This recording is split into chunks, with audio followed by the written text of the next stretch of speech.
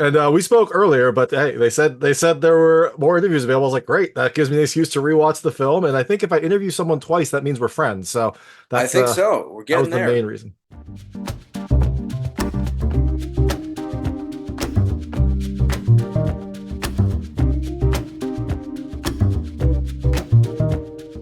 Hey everyone, it's David Stark from Watcher Pass. Today I'm talking to Grant Rosenmeyer about The Secret Art of Human Flight, which premiered at Tribeca Film Festival and is coming to VOD on August 23rd, 2024. I'm going to talk to him right now. And while you're watching, if you can like and subscribe to this channel, that would be fantastic. I also had a lot. Thank you. So, thanks so much for joining me today. I've got Grant Rosenmeyer, the star of The Secret Art of Human Flight, which is coming to VOD on August 23rd, 2024. It premiered at Tribeca earlier. It's been in theaters. Now you can see it in the comfort of your own home. You can take all the lessons that it teaches you and apply them in the comfort of your own home. It is a fantastic movie. It is a really kind of quirky, funny, but also beautiful and heartfelt film that deals with grief and the extreme lengths that people will go to kind of overcome it. It is one of my favorite movies of the year. And Grant Rosenmeyer's performance in it is a lot of where that kind of humor and heart comes from. So I'm very excited to talk to you. And thanks so much for joining me.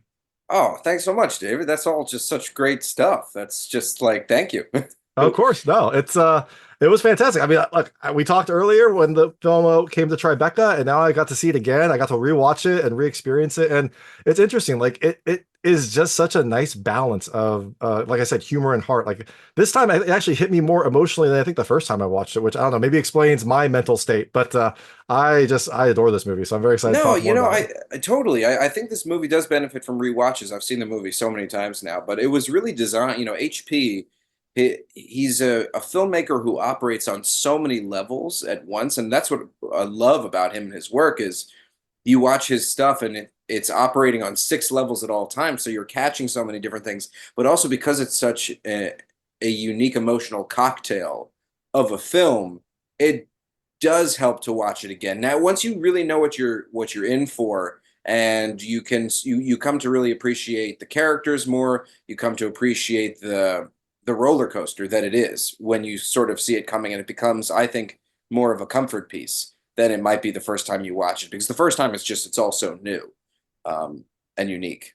Yeah, for sure. And I love that you mentioned HP style because that also is something that kind of like draws you in, this like quirky look. It looks unlike, most films out there just because of the aspect ratio, the like old style silent movie cards and just like the pops of color. That really kind of draws you in. And then as you're watching, you're like, oh, this is funny. And then the emotion starts hitting you like, oh, there's a lot more here that is going on than just kind of like a quirky story about grief, which, I think is a great way to, make the movie. It kind of draws the audience in and then you kind of hit them with that punch.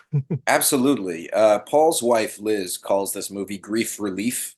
I think that's a great way to describe it. And then I also sort of just I wanted it to exist for people who needed it. And I think we achieved that. I think just based on some of the feedback that I've been getting, we did the theatrical run, we're still kind of in theaters, and we just launched on Kino virtual cinema, and I've been getting some feedback just over the weekend of people being like, wow, I'm really grateful this movie exists, and thank you guys for making it. And that is just it's one thing to make people laugh, it's another thing to entertain people, and that's all great. I want to make movies that entertain people. But if people can leave feeling like they've gotten something from this, that to me is just, it's like it's a step above, I hope. Yeah, no, for sure. Like you're affecting their lives, which is, something that all artists want to do. And, you know, I'm sure there are lots of films that can do that, but this one really does feel like a very Uh-oh, personal he brought up the word artists. artists. I Now mean, it's an that's artsy conversation, David. Uh-oh. film is art. Film is art. We're artists. Yes, yes. Very, very funny, fun artists. But no, this is definitely an art movie. Not well, that I shouldn't say that because that might pigeonhole it, pigeonhole it. But I hope as long as people find it, they can call it whatever they want. They can experience it however they want. If they want to call it a comedy, that's fine. If they want to call it a drama, that's fine. They want to call it a mystery, a thriller, a fantasy, as long as they like it. and some horror aspects too. Just And a touch here and horror. there. Yeah. Yeah, Yeah. There were a couple of audition pieces HP and I were, HP directed a fantastic, I would call it a horror movie called I Am a Ghost. Have you seen that one yet? I have not, no, but I'll put it on my list. Check it out. It's really, he made this movie for no money. I think he made this movie for, I think, like 5 or 10 grand or something. And it is so effective. It was really the movie that made, I also produced The Secret Art of Human Flight. And it was the film that really made me want to give HP the job, because he had such a great command of how to make an audience feel. I don't want to call it audience manipulation or emotional manipulation, but it is so important. Like, you look at Steven Spielberg and the deft touch to know how much to hammer something home, how much to, when to let off. He has that. I believe HP has that ability to uh, intuit what an audience is going to want or need in order to get his point across. Yeah, no, I 100% agree. There's just some scenes in this film, like when your character is doing some of the stranger aspects of, the process. And I know there's one where like he redoes a room and you don't see it until a certain point in the film, and then it pans up and you see like everything that's gone, and that kind of like hits you with just like how beautiful it is, but also the extent that this person has gone to try to like implement this process that seems silly, but then when it all comes together, you're like, oh, that is like something very special. And there's several scenes throughout the film when that kind of stuff happens, where his like timing is perfect to kind of, like you said, pull on the Yeah. audience's heartstrings, really make them feel the emotion that is going on. Yeah, I love that you brought up that moment, the reveal of the cloud room, because that was something that was talked about a lot. I was there for all of pre-production, and there was a scene right before it where Tom, my brother-in-law, comes to the house and says, "Did you access the dark web yesterday?" And I say, like, "What?" And he's like, "Stops," and he gives that funny scene. And there's a very specific reason why we put that scene at the back door and not the front door. Because why wouldn't he come to the front door to knock on the door and deliver this information? The only problem is if he comes to the front door, then we're going to see that in the scene. So it made more sense to move him to the back door. And just to be there for that conversation and to experience that payoff with the audience for the first time, where, where Paul moves from the entryway into the cloud room, and then we get the cloud room, and to hear I remember being at Tribeca, and to hear the audience just for the first time go, wow, that moment, that like, oh, that beautiful, that cinematic moment. I just got chills thinking about it. It's like there are moments of magic, and I think that's one of them. Yeah, and for sure, and the whole film is kind of like supposed to be a moment of magic, right? The idea of human flight is a magical idea that you have to watch to see, does it exist? Does it not exist? You've seen it 2 times now? Three? Did you say 3 times now? How many times have you Uh, seen this film now? two times. I skimmed it quickly before our last interview, also. So I've seen a good amount of it. It's wonderful. There you go. Thank you.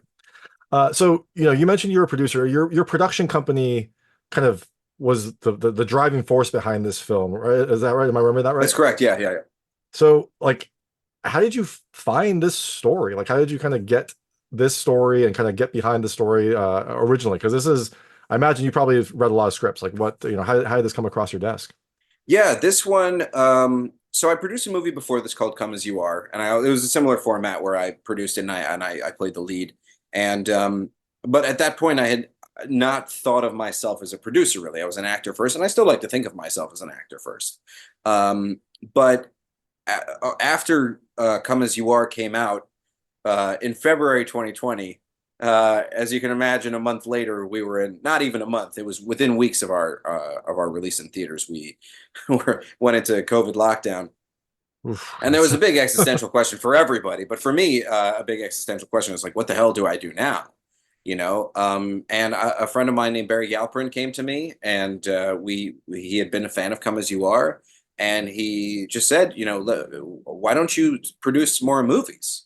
And for me, I was like, I guess that, in retrospect, that sounds like such an obvious idea, but at the time, it was not obvious to me at all what to do. Um, and producing is hard, especially independent producing. It's not like I have some crazy studio backing me. I don't have an office on, or a bungalow on the Warner Brothers lot or anything yet. But that's like a tough. It's hard. So to go on that journey and to anyway, long story short, I just sort of said, okay, that's a really good idea. And we started opening up to scripts. And the most important thing was that we could make it at a certain budget level and that it was contained, because at that time, the COVID regulations were coming in. You could only do so many things that took place mostly in one location with only a handful of characters was the priority. And then, of course, when it comes to material, themes.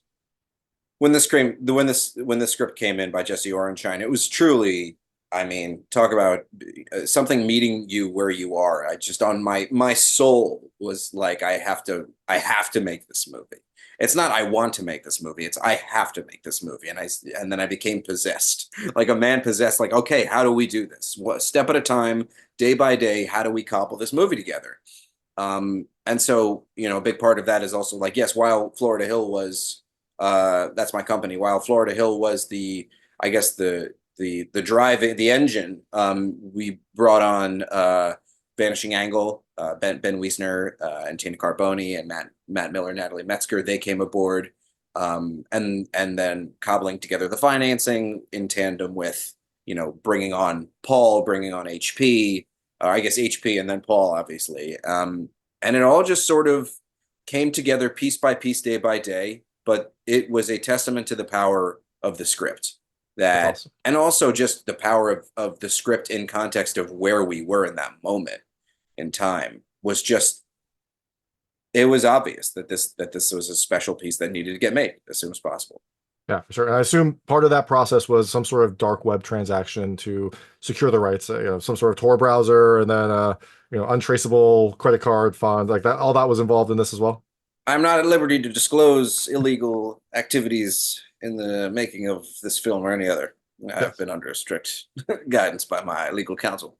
I know finances in indie films are very hard, so that makes perfect sense. But I am not at liberty to disclose this. but no, that's I love that that COVID was a tough time for everyone, but I love that you kind of like use that to expand your skill set to find this script that kind of spoke to some of the things that people were going through, and then kind of get it made as well, and make it in a way that preserves what is special about the script. Like it feels high quality. It feels like a well-produced movie. It doesn't feel like it was rushed. It doesn't feel like it was thrown together. This feels like, I mean, the timing made me think it could be COVID, but if I was watching this, I wouldn't have, my first thought wasn't this is a COVID movie. I was like, this is a great movie. Like No, everything no. looks perfect. It's funny. I try not to make movies of a moment, if I can help it. I try, if I can. I try to make movies that are sort of timeless in a way that, because at the end of the day, we're gonna watch. However you watch things, whether it's whether you find it on a Blu-ray somewhere in a library, like I did when I was in high school, and that's how I sort of upped my film IQ, or you find something on streaming or on VOD, or wherever you find a movie, it shouldn't matter when it came out, because then you can it's dated. The ideas need to be a little bit timeless.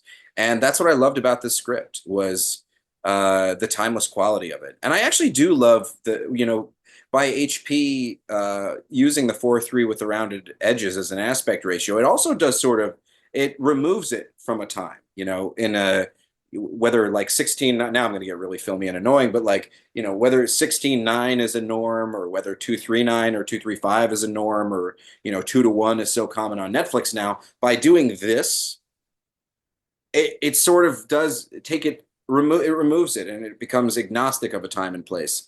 And the whole film sort of feels that way, aside from the dark web references that we don't really know quite when and where.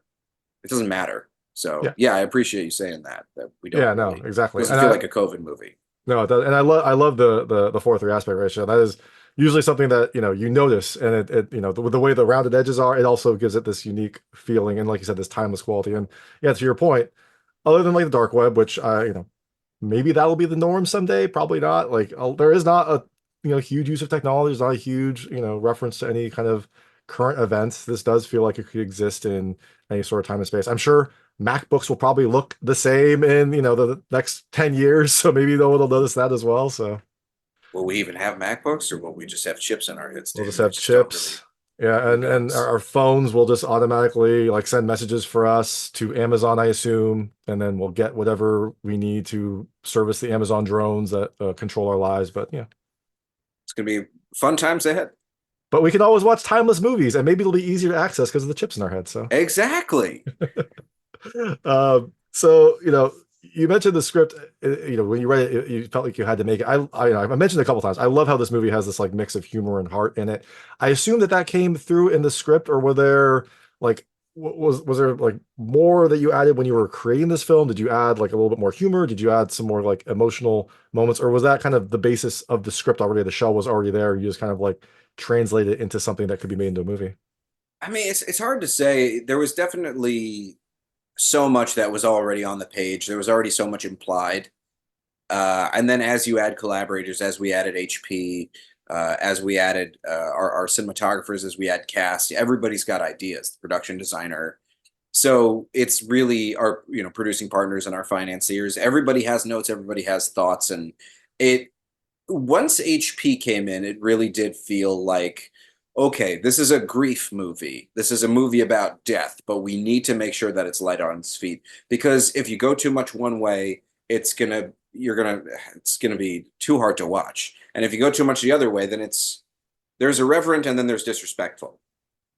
You don't want to alienate your audience either. And then there's also the process of editing. We edited this movie for over a year, I want to say. We really edited and were playing with the cut for about a year, and there was great feedback. We brought other filmmakers and trusted eyes in to give us feedback, and there was more to the police investigation at one point, and it was skewing too dark, and and we decided that it wasn't necessary to the emotional engine of the film. So there's a course correction in that. We submitted the film to I remember we submitted the film to Cannes at one point, and the feedback was they loved it. It just wasn't finished.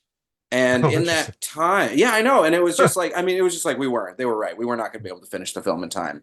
And in that time, HB had this great idea to incorporate the video that I have at the beginning of the film where I set up the videos with Sarah, my wife. And I say, so the point of this project is to do this and that, and you'll probably move on with somebody taller like that. That whole thing we shot way later. We shot that a year after we shot the bulk of the film, and it was because of what was going on culturally and what was going on in the context. And I remember HP calling and saying, "It's fun. The movie's funny right now. Tonally, it's one thing, but we need to also care about you. We need to up the heart, and in doing such, we need to hear you speak."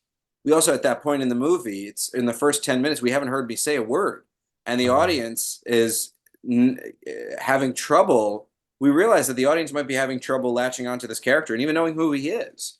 It's one thing to see somebody in grief. It's another thing to see who they were, because we didn't know who Ben Grady was. And so in that moment, we're given a taste of a morsel of who he was and what she meant to him. And in that moment, I remember showing that next cut once that was in there, and just people going, "Oh, wow. Oh, I felt that." That's the first moment where in the first 10 minutes, we had a couple of people go, like, "Shit, you got us in the first 10 minutes." Like, "Oh, I got a little misty in even that beginning." And so finding the tone took a long time. It was a lot of trial and error. It was a lot of egoless throwing things against a wall and seeing what sticks. And it was a really fun journey to try and to thread that needle. and I assume that journey also included naked meditation, losing weight, eating strange things, all those parts. All the things that one of my friends watched it recently and was like, "This is an acting clinic." This is like, well, this isn't a performance. This is a clinic. And in a way, I was like, yeah, I mean, as an actor, this is what you clamor for, right? For a role like this to hit your inbox, or to even like, I never would have. You don't get to audition for stuff like this. This runs the gamut. It asks you to be funny. It asks you to be vulnerable. It asks you to be scared, and it asks you to do action and adventure and mystery and awe and romance and like all of the things. It was truly a gift. It was the most fun and the scariest time I've had as an actor, for sure. Yeah, well, I mean, I assume the scariest part was when those tarantulas were on you, because that would make me just The freak out scariest shit. part was getting up on the roof. I'm not a big heights guy, and that was an old Massachusetts house. It was like 3 or 4 stories, and roof day was really hard for me. because I didn't realize that I had a fear of heights until we started shooting that. And what's so funny is, we as a team picked the house. Like that was what HP saw in his head. And then we just went and we found that house.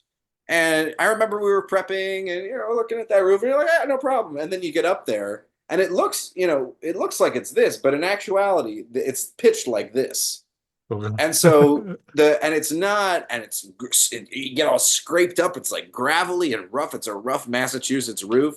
And I had these cables on me, but I remember I had just pulled my leg. I had pulled my quad muscle doing all the running because I had to run in hospital shoes. I was like running away from the police and running on mountains and running, all over the place. We spent 4 days of just running, and I couldn't be in such good shape. So I had just pulled my leg, and I got this, or I had just pulled my quad, and I got this a harness around my waist and in my crotch, and I wasn't afraid. It wasn't necessarily just the heights that did it. It was, if I fall, then it's okay because the harness will catch me, but it's not okay because if I fall and it pulls, I'm not going to walk again.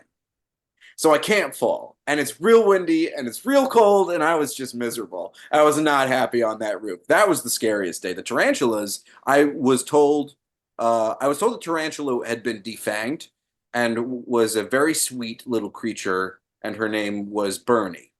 Oh, that does sound sweet. So I know it sounds real sweet. And then, it was only after we were done, and she's crawling all over me and she seems nervous. She's like spraying you can actually see there's web. There's like spider web like here because she's emitting on me. That's awesome. And it wasn't until after we finished shooting and I give her back that I realized that the tarantula doesn't have a name. It was not named for yeah, it didn't have a name, was not a girl, and had not in fact been defanged, and I had been totally hoodwinked.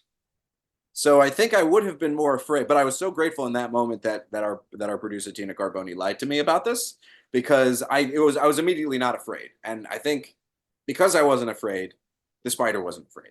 If I had been afraid, I'm sure the spider can pick up on animals pick up on fear and energy and all that. So, Yeah, and probably then made it more then you would comfortable. have had a very different experience. You could have like torn your leg on the roof and gotten like spider bites and probably allergic reactions, and then that would have I could been have died the many times over. sacrifices for your art. The pigeons could have blinded me. Anything could have happened. You could have It's a gotten miracle I'm still here. like a restraining order from meditating outside naked. Like who knows? Who knows what Well, happens? that did happen. That was a large portion of the budget was going to pay off to trying to make that go away. Indie films are hard to make. That is an understandable problem. Exactly. So I also really love like the interaction between you and Mealworm or Paul, Paul's character. Again, was that like scripted? Was it improv? Was it somewhere in between? Because I imagine like when you're just talking, some stuff might just flow out, like just because you're having these weird interactions. I'm trying to remember. I feel like it was mostly scripted. The script was so good. It's the especially our scenes are really the heart and soul of the movie. So we didn't deviate too much. It was really there on the page.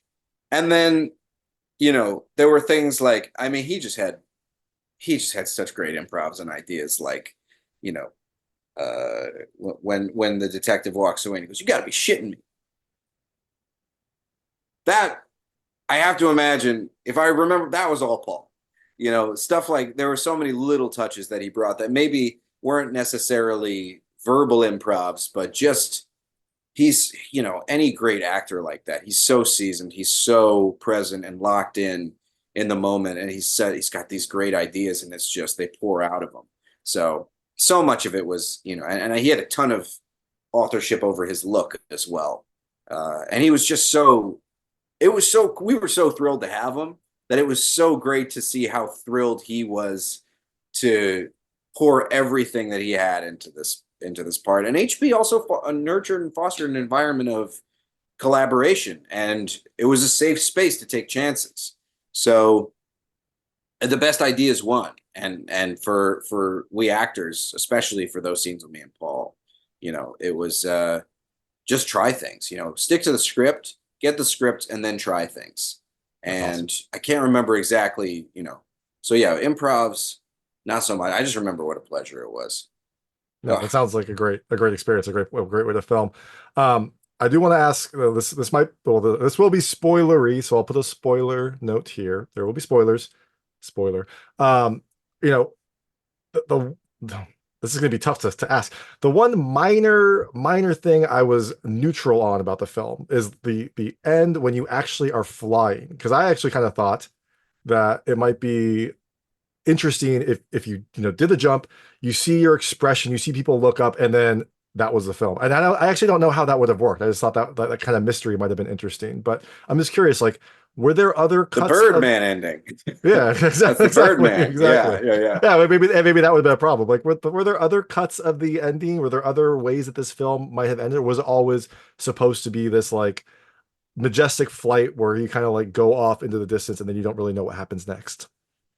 The earliest draft of the script that I read, it ended with Ben leaping and Gloria screaming, and it just cut to black.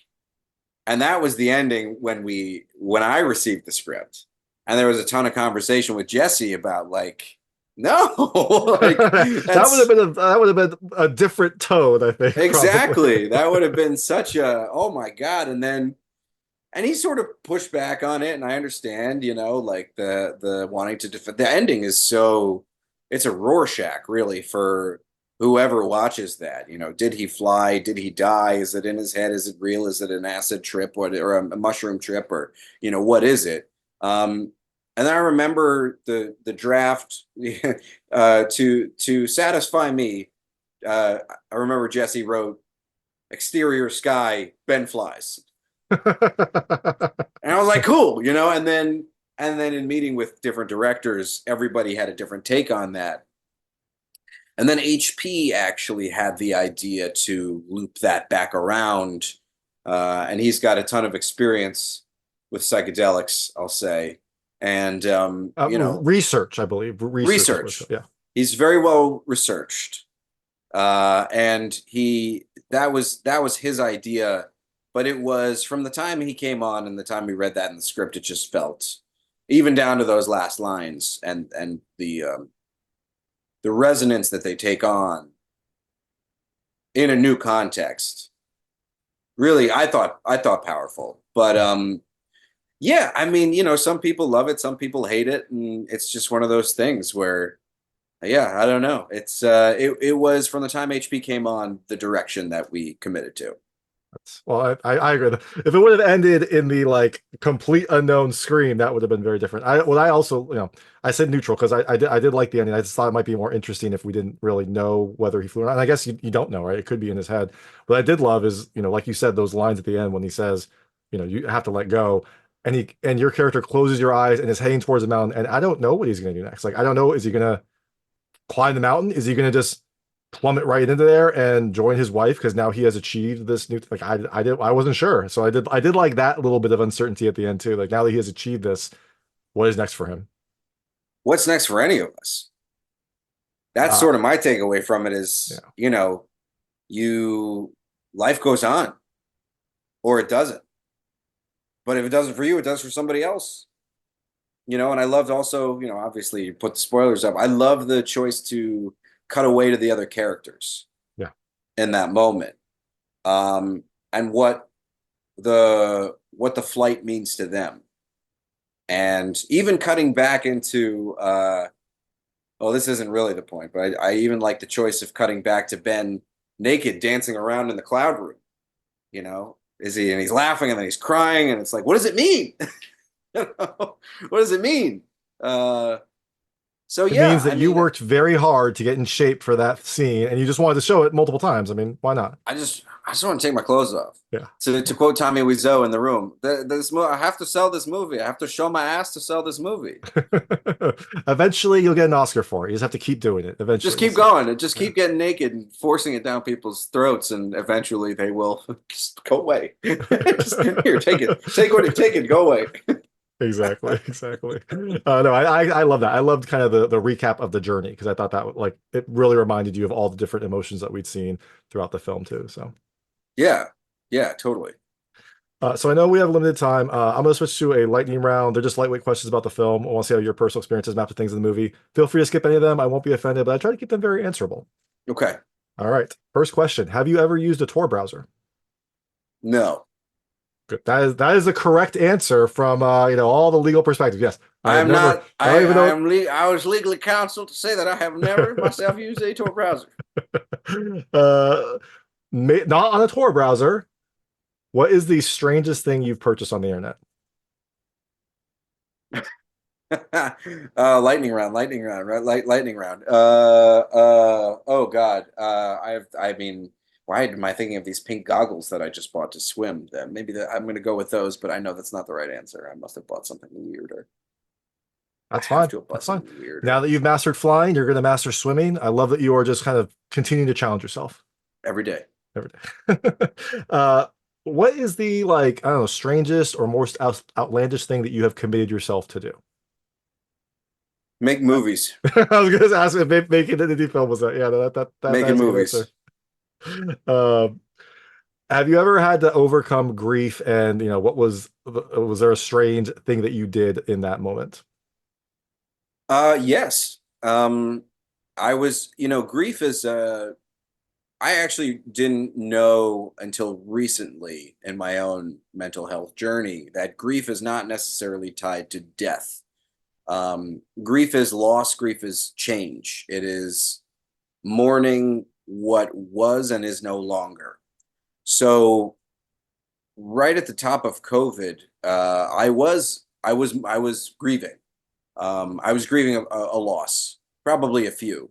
And when the script came along, it was the way that I processed grief. It was, I've said this before, but making The Secret Art of Human Flight was my secret art of human flight. Playing Ben Grady was sort of that journey, giving myself to this. This was more than a movie for me. This was a life experience, and it took. It's now been August. Wow, it's been a 4-year journey. Making movies from soup to nuts is really it is a long gestating, time consuming thing. And yeah, so for me, the weirdest thing I've done or the most outlandish thing I've done is take a this leap. So we're just starting to see how it's received and how it pays off. Um, it's been fun so far. I love that I get to just talk to you about this, that we get Yeah, to no, take for this sure. time and I get to talk to people and people want to engage in a dialogue about it in any way. Very rewarding. And now the film is out, I imagine it is taking off. I would assume because people are seeing it and experiencing this movie. I think so. It's kind of I keep my phone goes off a lot. So, and it's often secret art related. So that's better than it not going That's true. about secret art. So for me it feels great. It feels like people want to talk about it, people want to engage with it. I've done plenty of things over my 24 years in this business that nobody really wanted to talk about or just came and went without any sort of fanfare at all. So I'll take whatever comes. Yeah, for sure. How far do you think that you could jump? I know I could jump. I could actually jump 9 feet. Oh, nice. Yeah, There we go. when we laid out that tape measure, I could actually jump pretty good. I could jump it. I had to fake that. That's awesome. That is a good and shows the dedication that you were to committing yourself to this film. He's just a character. I'm in better shape. I've also lost a bit of weight since then. I can jump pretty good. That's awesome. I could never jump. That was always my Achilles heel. So We'll work on that. yeah, well, yeah. There's a whole bunch of things I have to work on now. Now that I have the guidebook, so I'll start on that. First is these chairs. These chairs are just horrible, so I gotta get I rid of like these chairs actually. them. What is the how like the highest you have jumped from? Probably high enough to hit my head as a kid and not remember. I was an idiot. I definitely jumped off a couple of roofs playing Cowboys at some point, All right. uh, or out of a tree, or oh no, you ever go like what is it like cliff jumping? Hmm. Yeah. I had friends who I was probably trying to impress some girl at some point, and you jump from a rock into the lake like one of those giant rocks. So probably about 20 some odd feet. That's a good jump. That's also, the reason that I've jumped off of cliffs. So I guess it's a universal human truth. The things we do for love. Exactly. Exactly. So I'm going to go quickly into some of the challenges. I want to see if you've done any of them. First one is, have you ever shaved yourself from the neck down? Yes, for All this right. film. Oh, that makes sense. Okay, yeah, a lot of these are going to be easily It took a answerable. long time. Everyone's got to do it once. Have you ever eaten only vegetables or only meat for a week? No. All right. Have you ever lost 18 pounds? Yes. Have you ever meditated? Tried. Naked? That's neither here nor there. All right, there we go. I know your answer to done mushroom, so I won't ask that question because I know what your answer is going to be. We will not say. I have done mushrooms. Oh, all right, there we go. I have Awesome. now. Oh, good, good. There you go. Excellent. All for medicinal purposes. Isn't it always? Exactly, yeah. Anything can be for medicinal purposes if you say so. Yeah, and for your art. You have to do it for your art and to understand your character. Exactly. The art. Have you ever had to overcome your fears? Every day. All right. And have you ever studied under a guru? No, not officially. Um, I've studied under a lot of really smart people. I've studied under people who, when they talk, you listen. So I would say that. I would say even just working with filmmakers who are, that I consider to be some of the all times or some of the greats, and getting the privilege to work with them. And that's a guru. Anybody who's got something to offer you can be a guru. But no, I have not signed up. I've not committed myself to a program and done that. That's Thing. right. And I'm too many skeptical. of those filmmakers, I assume, are very quirky and have their own things about them. So there we go. All right. So, and the last question. The film is coming out on August 23rd, 2024 on VOD. You're out promoting the movie. But after people see The Secret Art of Human Flight, is there anything else that they can look forward to you in the near future? In the near future, still working on that. But I do have a slate of things that I'm lining up that I am so excited about. Just really three movies off the top of my head that I'm trying to get going right now, and they are all bangers, and I'm very excited. Hopefully bangers. You do them right, and they're bangers, and they have a lot to offer. They're funny, they're scary, they're everything. It's a little bit taking all the lessons that I've learned from the last ones and applying them in the future as you do. But yeah, hopefully we'll be talking about one of those soon. Fingers crossed. Hopefully your phone will be blowing up, for the time to come. Hopefully your phone will be blowing up for, all time. But Could before use the you grocery money. exactly. You see all the weight he Call me. lost? Do you see all the weight he lost in that movie? But you can wait for those. Before that, check out The Secret Art of Human Flight, coming to on demand on August 23rd, 2024. This is Grant Rosenmeyer, the star and producer. Thank you so much for your time. Thank you so much, David. This was fun. Good Awesome. to talk to you. That was Grant Rosenmeyer talking about The Secret Art of Human Flight, which is coming to VOD on August 23rd, 2024. It is a beautiful, quirky, funny, and heartfelt film that deals with grief and the extreme lengths that people will go to overcome it. I absolutely love this film. It's one of my favorites of the year, and Grant's performance is a big part of that. If you like this interview, please like and subscribe to this channel. It helps me out a lot. Make sure all my new content goes straight to you. Thank you. Hey, David. Hey, Grant. How are you? Good. How are you doing? I'm doing well. Doing well. All right. Are you ready to go? I think so. What are we talking about? I don't know, this little quirky indie film that came out recently. Oh, I hate those. Yeah, I know. It's the Mousetrap, the Mickey Mouse horror movie. That's what we're gonna talk about. Yes. Awesome. Prepared. What is above your head? Defend our frontier. What is that? It's art from a game called Firewatch. Okay. Oh, Yeah. I see. Okay, very cool. It's one of my. This looks like a row of gaming chairs that you got here. Yeah, movie chairs. Yeah. Nice. Excellent. Yeah. And so that's one of my favorite games. And then the art actually, looks acceptable. So it doesn't look like it doesn't look like most gaming art. It looks like art you could actually put up and not, be embarrassed about. So No, it looks great. And yeah, so for me, the weirdest thing I've done, or the most outlandish thing I've done, is take a leap. So we're just starting to see how it's received and how it pays off. It's been fun so far. I love that I get to just talk to you about this. that we Yeah, get to no, take for this sure. time and I get to talk to people and people want to engage in a dialogue about it in any way. Very rewarding. Yeah, no, for sure. Well, my camera is glitching quickly. Let me put it back on. We can edit that out. Yeah, there we go. I'll edit that out. There we go. Excellent. Yes. And then, You look like an and that, impressionist painting now. exactly. And now the film is out, I imagine it is taking off. I would